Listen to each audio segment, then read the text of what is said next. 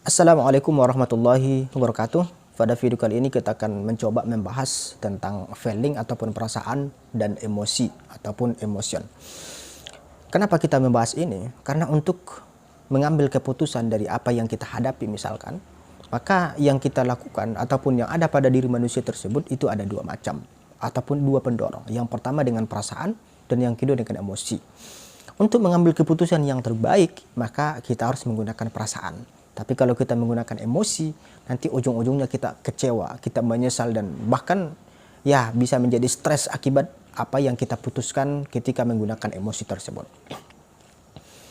Tapi sebelum kita membahas bagaimana feeling, bagaimana nanti reaksinya, bagaimana nanti kita coba definisikan dulu apa itu feeling dan apa itu emosi. Yang pertama feeling ataupun perasaan. Apa sih perasaan itu? Bukan perasaan yang kita maksud di sini bukan perasaan kepada seseorang ya. Tapi yang kita maksud di sini adalah perasaan. Perasaan yang dimaksud di sini adalah energi yang mendorong seseorang untuk melakukan hal-hal yang bersifat positif. Jadi satu energi yang mendorong kita untuk berbuat hal-hal yang positif ataupun hal-hal yang baik.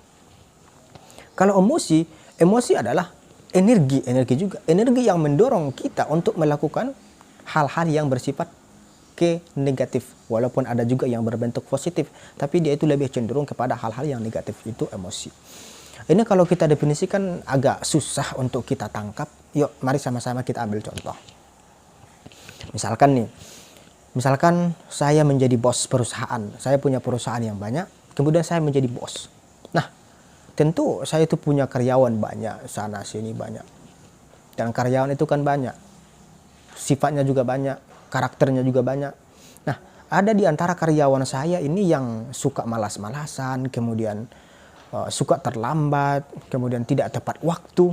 Nah, satu saat dia itu datang terlambat. Kemudian saya panggil, karena saya nggak suka, misalkan karena saya jadi bos kan, saya nggak suka, kemudian saya panggil ke kantor.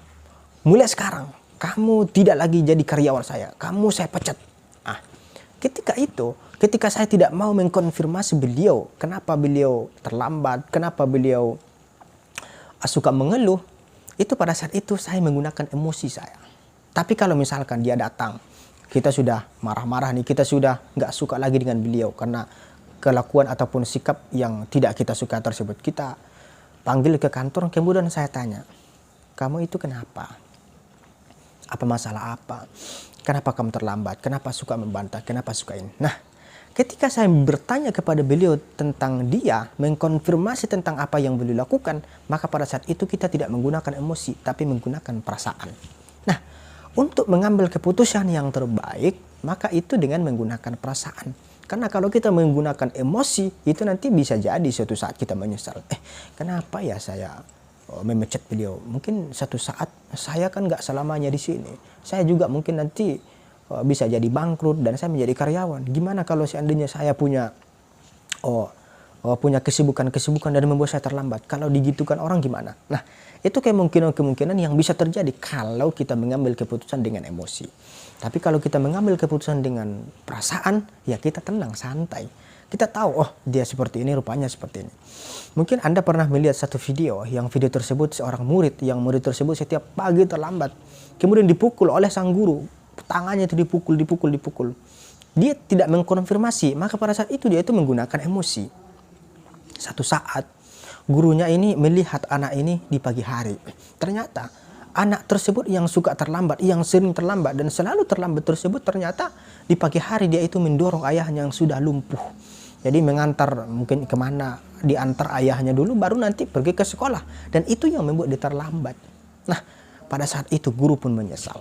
Dia berkata, dia sangat menyesal kelakuannya yang selama ini selalu memukul tangan anak ini sampai di sekolah, maka dia pun meminta maaf kepada anak tersebut. Nah, ini salah satu contoh ketika kita menggunakan emosi. Jadinya apa? Jadinya ada timbul kemungkinan dia itu menyesal ataupun segala macam. Mungkin itu saja yang bisa saya sampaikan, semoga bermanfaat. Assalamualaikum warahmatullahi wabarakatuh.